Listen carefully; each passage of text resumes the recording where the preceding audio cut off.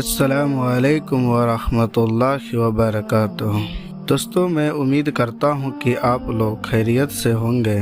اللہ پاک ہم سب کو سلامت رکھے، خوش رکھے۔ دوستوں، میں آپ سب سے ایک گزارش ہے کہ آپ سب نماز نہیں پڑھ رہے ہیں تو آج سے نماز پڑھنا شروع کر دے، کیونکہ مرنے کے بعد پہلا قبر کے اندر سوال ہوگی، من ربک کا، تمہارا رب کون ہے؟ اس وقت ہمارا نماز ہی کام آئے گی، اسی لیے پہلے سے تیاری کریں۔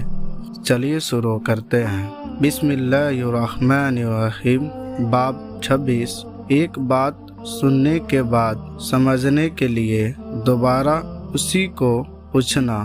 حدیث نمبر 88۔ عائشہ رضی اللہ تعالیٰ عنہ سے روایت ہے کہ نبی صلی اللہ علیہ وسلم نے فرمایا، قیامت کے دن جس کا حساب ہو اسے عذاب دیا جائے گا۔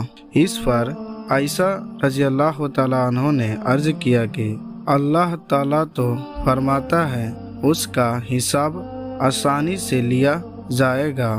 آپ نے فرمایا، یہ حساب نہیں ہے بلکہ اس سے مراد اعمال کی پیشی ہے، لیکن جس سے حساب میں جانچ پڑتال کی گئی وہ ضرور تباہ ہو جائے گا۔ فائدے۔ معلوم ہوا کہ اگر دینی مسئلے میں کسی کو شک ہو تو سوال کے ذریعے اس کا حل تلاش کرنا چاہیے۔ حدیث نمبر 88۔ صحیح بخاری۔ السلام علیکم ورحمۃ اللہ وبرکاتہ۔